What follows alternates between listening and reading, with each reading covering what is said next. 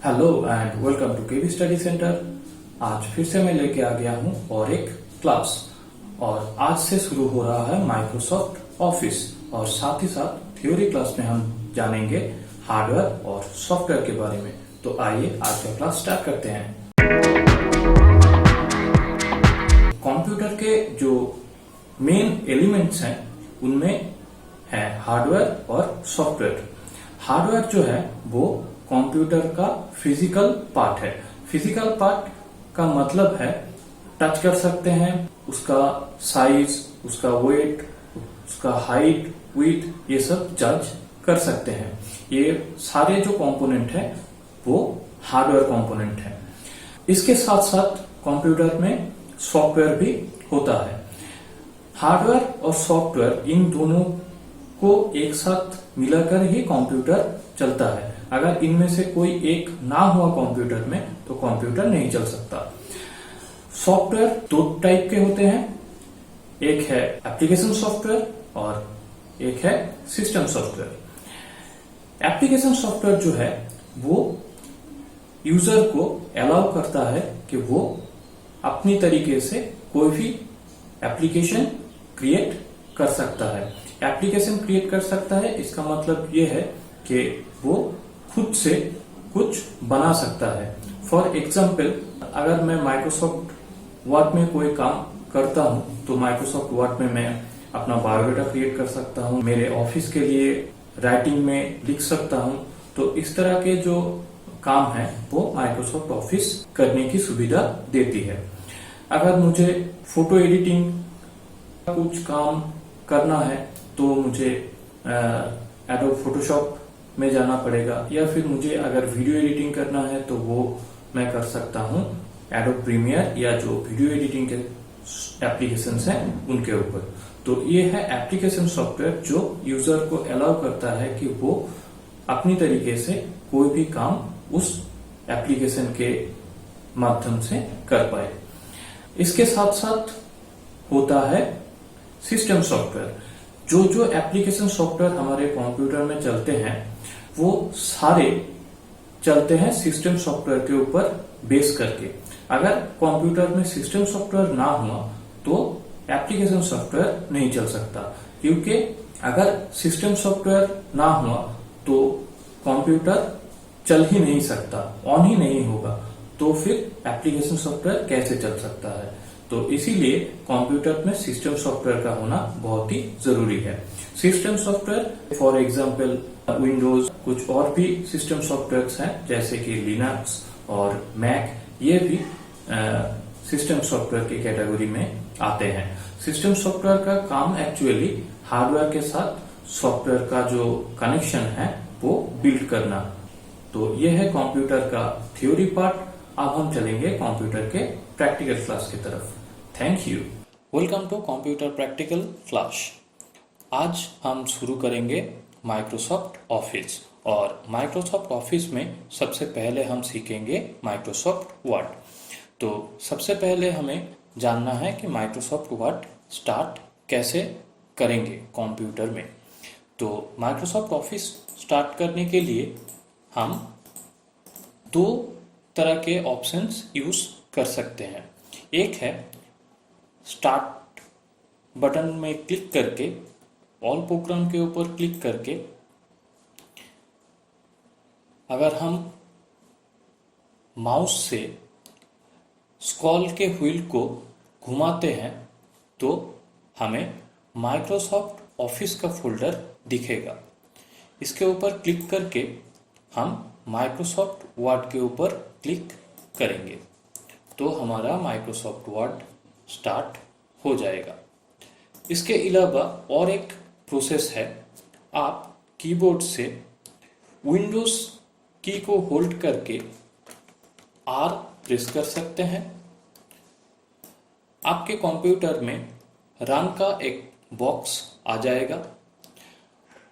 Open box में आपको type करना है विन वर्ड। एक साथ ही टाइप कीजिएगा विन वर्ड, WINWORD। इसके बाद आप ओके कर सकते हैं या कीबोर्ड से एंटर भी प्रेस कर सकते हैं। तो ये एक ऑप्शन, इसको भी यूज करके आप माइक्रोसॉफ्ट वर्ड स्टार्ट कर सकते हैं। माइक्रोसॉफ्ट वर्ड स्टार्ट हो जाने के बाद हमें जानना है कि माइक्रोसॉफ्ट वर्ड में जो जो हमें दिख रहा है वो क्या क्या है और उसका क्या नाम है। तो ये जो इंटरफेस आपको दिख रहा है इसका एक इंट्रोडक्शन मैं आपको दिखाऊंगा, आप वो देख लीजिए और अच्छी तरह से आपको वहाँ समझ में आ जाएगा कि इस इंटरफेस में जो जो दिख रहा है उसमें कौन से ऑप्शंस को क्या कहते हैं। तो बाय डिफ़ॉल्ट कंप्यूटर में माइक्रोसॉफ्ट वर्ड इस तरह से ओपन होता है और ये पेज जो है ये बाय डिफ़ॉल्ट आता है। अगर आपको नया पेज लेना है तो आपको फाइल में क्लिक करने के बाद न्यू ऑप्शन के ऊपर क्लिक करना है या फिर आप कीबोर्ड से CTRL+N यानी Ctrl+N भी कर सकते हैं। यहाँ पर न्यू ऑप्शन के ऊपर आने के बाद आपको कई सारे ऑप्शंस दिखेंगे। इनमें से एक है ब्लैंक डॉक्यूमेंट और बाकी काफ़ी सारे ऑप्शंस नीचे अवेलेबल हैं। अगर आप कंप्यूटर में इंटरनेट एक्टिव रखेंगे तो ये जो नीचे टेम्पलेट्स हैं ये आप डाउनलोड करके भी यूज़ कर सकते हैं।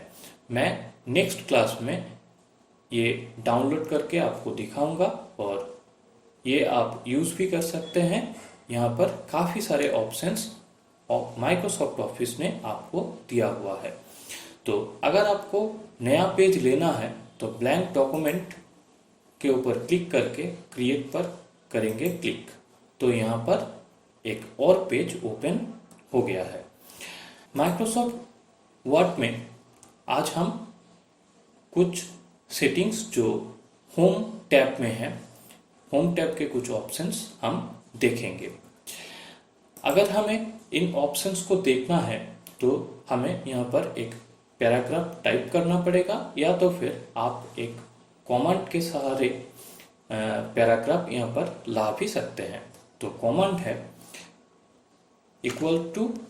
=RAND, शिफ्ट पकड़ के ब्रैकेट ओपन और शिफ्ट पकड़ के ही ब्रैकेट को क्लोज करके एंटर प्रेस करना है। अब यहाँ पर हमें एक पैराग्राफ मिल चुका है। इस पैराग्राफ के ऊपर हम कुछ सेटिंग्स देखेंगे। अगर माइक्रोसॉफ्ट वर्ड में home tab, insert tab, page layout tab, किसी भी टैब का कोई भी ऑप्शन अप्लाई करना है तो आपको वो पैराग्राफ सिलेक्ट करना पड़ेगा। अगर आपने सिलेक्ट नहीं किया तो काम नहीं हो पाएगा। तो ये जो पैराग्राफ है इसका हमें पहले सिलेक्शन करना पड़ेगा। सिलेक्शन करने के लिए आप माउस को होल्ड करके नीचे की तरफ ड्रैग करके भी सिलेक्ट कर सकते हैं या फिर कीबोर्ड से CTRL+A प्रेस करके भी पूरा पैराग्राफ जो है एक साथ सिलेक्ट कर सकते हैं। इसके बाद एक बार सिलेक्शन हो जाने के बाद आप यहाँ पर जो है ऑप्शंस इस पैराग्राफ के ऊपर अप्लाई कर सकते हैं। जैसे कि मैं सबसे पहले फॉन्ट ऑप्शन यूज करूँगा। फॉन्ट वो होता है जहाँ पर आपको टेक्स्ट का स्टाइल जो है दिया जाता है, यानी आपका टेक्स्ट कैसा दिखेगा वो यहाँ से आप कंप्यूटर को बता सकते हैं। तो यहाँ पर मैं कोई भी एक जो है फॉन्ट सिलेक्ट कर रहा हूँ। इसके बाद फॉन्ट के ठीक राइट साइड में आपको दिखेगा फॉन्ट साइज। फॉन्ट साइज यानी जो फॉन्ट आपने सिलेक्ट किया है वो कितना बड़ा या कितना छोटा होगा। कंप्यूटर में सबसे छोटा फॉन्ट 8 है और सबसे बड़ा है 72, लेकिन आप 8 से भी छोटा और 72 से भी बड़ा फॉन्ट यूज कर सकते हैं। कैसे? सिंपली आपको इस बॉक्स में टाइप करना है, जैसे कि मैं टाइप कर रहा हूं 5, और अगर मैं एंटर प्रेस करूं तो ये फॉन्ट यहां पर अप्लाई हो जाएगा, ये फॉन्ट साइज। सेम एज मैं अगर 80 टाइप करके एंटर प्रेस करूं तो ये फॉन्ट साइज 80 हो जाएगा। तो ऐसा नहीं है कि आप 8 से कम नहीं ले सकते, और ऐसा भी नहीं है कि आप 72 से ज़्यादा नहीं ले सकते हैं। फॉन्ट यहाँ से आप कोई भी सिलेक्ट कर सकते हैं, आप जैसे आपको ठीक लगे आप वैसे ही फॉन्ट सिलेक्ट कर लीजिए, कोई प्रॉब्लम नहीं है। या फिर आप कीबोर्ड से CTRL शिफ्ट ग्रेटर देन जो शॉर्टकट है ये भी यूज कर सकते हैं फॉन्ट को बढ़ाने के लिए, और CTRL शिफ्ट लेस देन का यूज कर सकते हैं फॉन्ट को कम करने के लिए।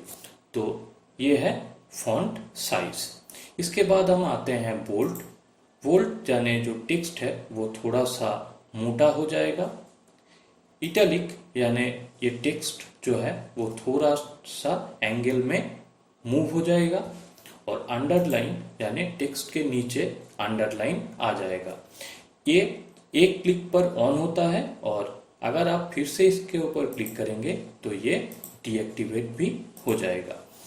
इसका भी शॉर्टकट आप यूज कर सकते हैं। बोल्ड के लिए आप Ctrl+B यूज कर सकते हैं, इटैलिक के लिए आप यूज करेंगे Ctrl+I, और अंडरलाइन के लिए आप यूज करेंगे CTRL+U।